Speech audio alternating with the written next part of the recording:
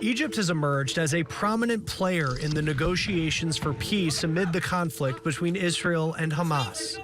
On October 18th, returning from his visit to Israel, President Biden had this to say of the Egyptian President Abdel Fattah El-Sisi. So the bottom line is that El-Sisi deserves some real credit because he was very accommodating and, quite frankly, as everyone I've spoken to thus far since this trip began. A few days later, Cairo hosted a summit on the war for regional leaders and some Western officials, which did not include representatives from Israel or Hamas.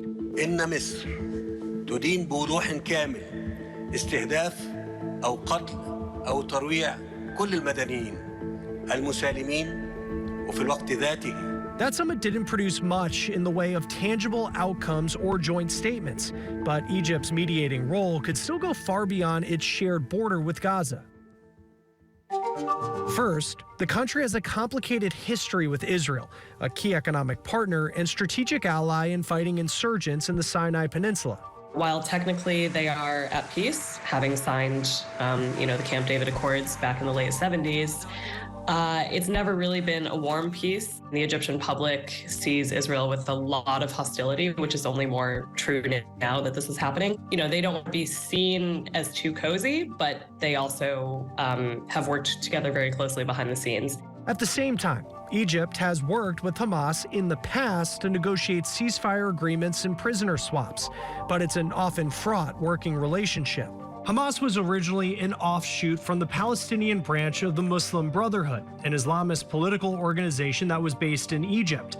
The Muslim Brotherhood would take power in Egypt after the 2011 Arab Spring Revolution. The party was in power for 1 year before its leaders were ousted in a military coup. The military came back and deposed the Muslim Brother president and has since then labeled the Muslim Brotherhood as a terrorist group. But in the years that followed, Hamas would occasionally be a reluctant ally for Egypt as they shared a common enemy, a branch of ISIS that ramped up attacks in the Sinai Peninsula. In 2017, it formally renounced its association with the Muslim Brotherhood. Delegations from Egypt would be received by Hamas leadership, as seen here, and vice versa. By the end of the 2010s, Egypt had working relationships with both Hamas and Israel, making the country a prominent player negotiating between them. But despite this role, Egyptian sentiment toward the conflict has been far from neutral. The Egyptian public has a long memory dating back to the Palestinian struggles of the 40s, 50s, and 60s. And then, of course, Egypt itself was at war with Israel multiple times. And right now, it's really at a fever pitch with Egyptians of all backgrounds, really, but especially young Egyptians being really fired up about this and saying, hey, this bombing campaign in Gaza is just so in your face. How can we ignore this any longer? The Egyptian president has harshly condemned Israeli bombing of Gaza and in a press conference accused the Israeli government of collective punishment of Palestinians, which is forbidden under international law. Part of the reason Egypt vehemently opposes accepting Palestinian refugees from Gaza are concerns this could result in permanent resettlement in Egypt and dilute the push for Palestinian statehood. Neighboring Arab nations like Egypt and Jordan officially support a two-state solution, typically one based on borders prior to the 1967 Six-Day War. Egypt has also opposed taking in refugees out of security concerns with Hamas and economic reasons. The country is facing mounting economic crises and already trying to manage hundreds of thousands of refugees from Sudan.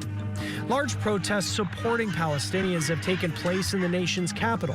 According to the New York Times and reporting from Al Jazeera, some of these protests may have been organized and run by the Egyptian government itself. Just the scale of the conflict means that they can't just let this issue kind of languish for years again, like they have for the past couple decades.